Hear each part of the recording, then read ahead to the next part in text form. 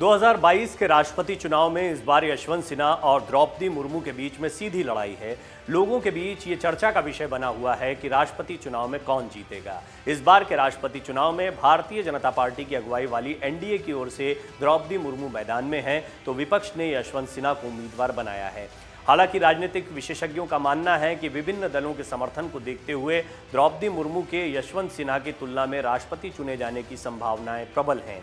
वहीं कई दलों ने अपना स्टैंड क्लियर नहीं किया है। इसमें शिवसेना, आम आदमी पार्टी जैसे दल शामिल हैं। इस बीच यशवंत सिन्हा ने कहा है कि वो समर्थन के लिए भाजपा में अपने पुराने साथियों से संपर्क साधने का प्रयास करेंगे।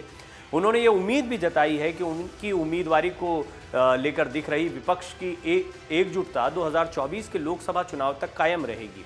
यानी अब वो विपक्षी एकजुटता का एक चेहरा भी बनते जा रहे हैं। इधर राष्ट्रपति चुनाव के लिए विपक्षी दलों ने अपने उम्मीदवार यशवंत सिन्हा के राष्ट्रव्यापी प्रचार के लिए 11 सदस्यीय अभियान समिति का गठन भी किया है। इस अभियान के तहत यशवंत सिन्हा केरल भी गए हैं। केरल एकमात्र ऐसा राज्य है जहां एनडीए के पास कोई वोट नहीं, यानी शून्य वोट रहेंगे इस चुनाव में। ऐसे में यशवंत सिन्हा केरल से अपने अभियान की शुरुआत इस उम्मीद में कर रहे हैं कि उन्हें राज्य के 140 विधायकों, 20 लोकसभा सांसदों और 9 राज्यसभा सांसदों का समर्थन मिलेगा।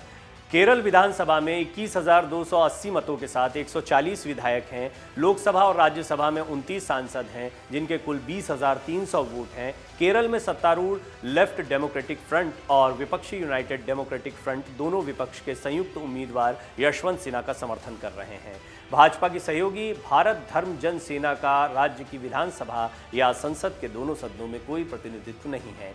इस बीच यशवंत सिन्हा ने संवाददाताओं से बातचीत में राष्ट्रीय जनतांत्रिक गठबंधन की उम्मीदवार द्रौपदी मुर्मू को प्रतीकात्मक राजनीति का हिस्सा करार दिया और कहा कि वो पिछड़े समुदायों के कल्याण के संदर्भ में मोदी सरकार के ट्रैक रिकॉर्ड पर चुनाव लड़ेंगे। उन्होंने भाजपा पर निशाना साधते हुए कहा कि प्रधानमंत्री नरेंद्र मोदी के शासन में भाजपा में आंतरिक लोकतंत्र का अभाव है। उन्होंने कहा, मैं जिस भाजपा का हिस्सा था उसमें आंतरिक लोकतंत्र था, मौजूदा भाजपा में आंतरिक लोकतंत्र का अभाव है। अटल बिहारी वाजपेयी सरकार में विदेश और वित्त मंत्री रहे सिन्हा ने कहा कि उन्होंने समर्थन के लिए प्रधानमंत्री मोदी और रक्षा मंत्री राजनाथ सिंह से भी संपर्क साधने का प्रयास किया था।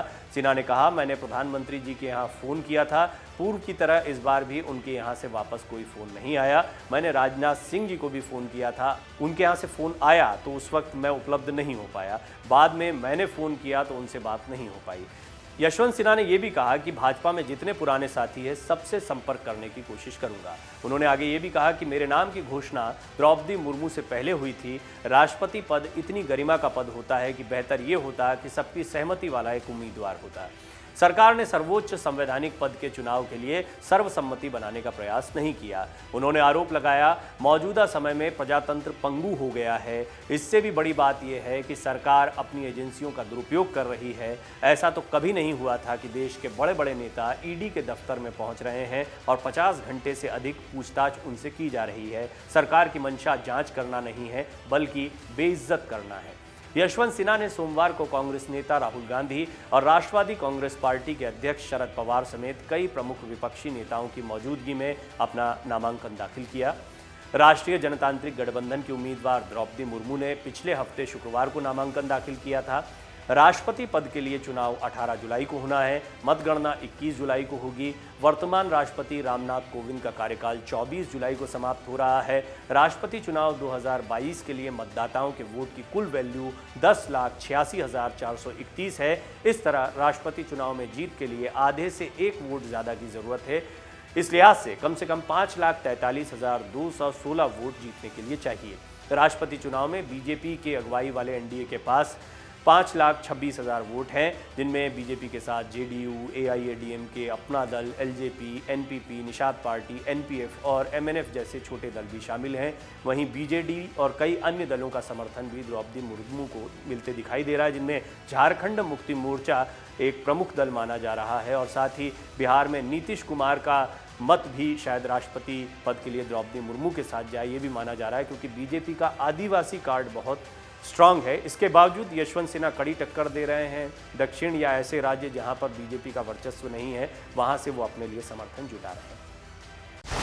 डाउनलोड करें अमर उजाला ऐप और पाएं खबरें लगातार। अगर आप ये वीडियो YouTube पर देख रहे हैं तो हमारे चैनल को सब्सक्राइब करें और बेल आइकन को दबाना ना भूलें। अगर आप Facebook पर ये वीडियो देख रहे हैं तो हमारे पेज को लाइक करें।